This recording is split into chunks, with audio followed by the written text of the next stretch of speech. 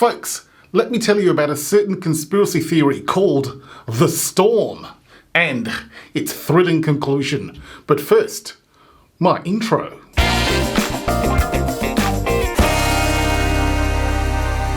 Milton White here.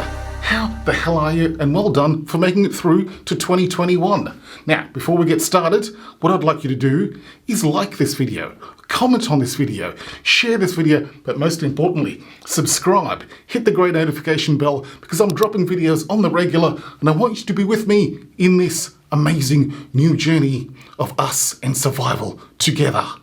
It's going to be amazing. Let's get into it. Once upon a time, there was a man named Q.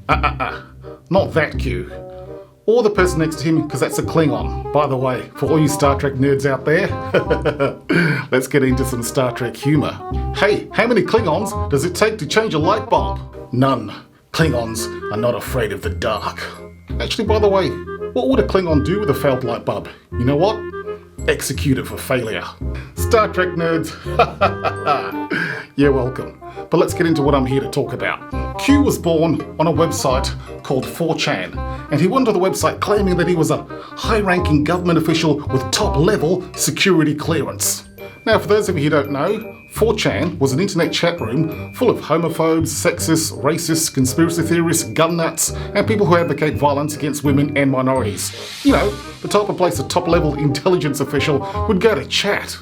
Q put together the theory that Donald Trump was secretly spearheading an investigation into an elite cabal of evil Democrats who were secretly child-eating Satanists. Yes, it was so secret that anyone on the internet could find it. You with me so far? Good.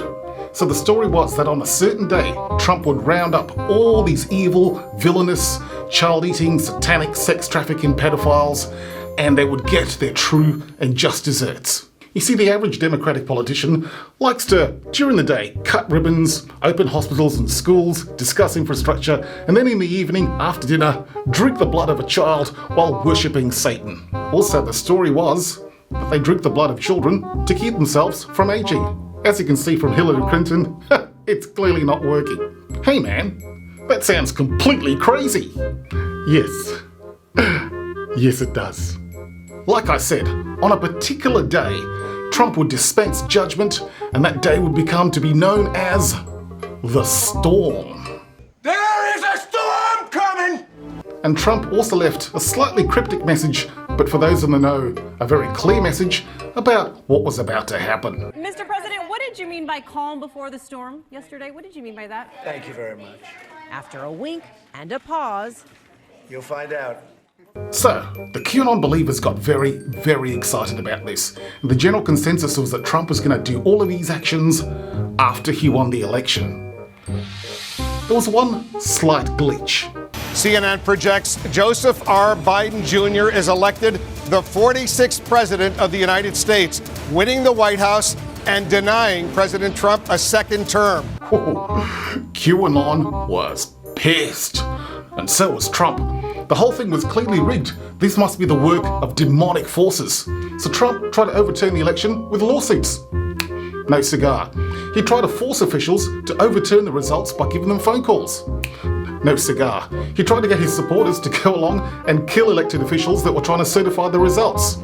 Yes, he tried that, but no cigar. Now, a few people did die. Not elected officials, but a few people did die. Like this woman, holding this flag. She later on got trampled to death. But QAnon believers did not give up. What they decided was that Trump, in a brilliant move, was going to wait till Inauguration Day. Then what he was going to do is going to round up the Obamas, the Clintons, and the Bidens and have them all executed for child trafficking crimes. In Hillary's case, for crimes against fashion. And by the way, with a bit of a nod and a wink, Trump mentioned that he wouldn't be there, so that way people would know it was safe to attack.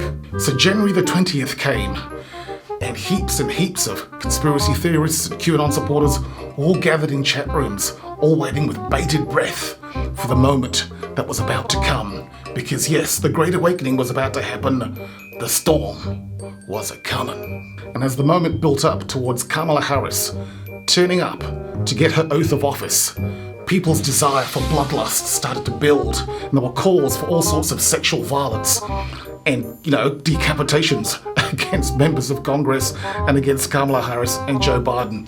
And some people were advocating for both sexual violence and decapitation, because that's what normal, sane people wish for all the time. There were posts like, "Welcome to the grand finale of death!" And there were other posts like, "Is anyone else puking with excitement at the bloodshed and gore about to happen?" And as the build-up happened, and Kamala put her hand on the Bible and swore her oath of office, nothing happened. People gasped, thinking, maybe it's going to come later. And then noon approached, and Joe Biden put his hand on the Bible and swore his oath of office. And then nothing happened. People lost their minds. You see, the Obamas, the Bidens, and the Clintons all hugged, congratulated each other, and went home perfectly safe, which was not in the script. And the internet chatter went something like this. And it continued along these lines, and I've actually downloaded some of these chats just so that you can see what people were actually saying out there. How could we believe this for so long? Trump didn't pull off the storm? Are we all idiots? Yes. And by the way, without Stormy Daniels in the room, Trump isn't good at pulling off anything, let's face it. "We've been scammed into believing Q," one user declared. Yeah, you know what that's called? It's called low IQ. I mean, what's this world coming to when you can't believe everything that's said on the internet by an anonymous stranger? Terrible. What now? People cried. I know.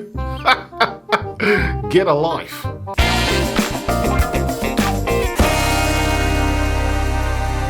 So the whole entire thing was a failure and nothing happened, and people just realised that they'd been lied to. So one thing that one of my favourite comedians of all time, George Carlin, said is, realise that a lot of people out there are stupid, and then realise something. Half of those people are even stupider than that. I've decided this whole entire thing can be explained to kids by just saying it was a zombie invasion, an invasion on democracy and freedom. But instead of feeding on brains, the zombies were feeding on stupidity.